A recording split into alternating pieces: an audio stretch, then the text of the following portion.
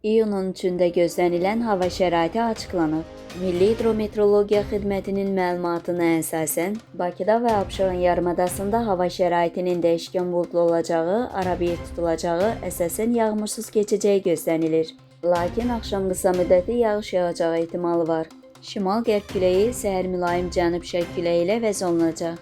Havanın temperaturu gecə 14-17 dərəcə, gündüz 21-26 dərəcə isti olacaq. Atmosfer təzyiqi 767 mm civə 763 mm civə enəcək. Nisbi rütubət 50-60% təşkil edəcək.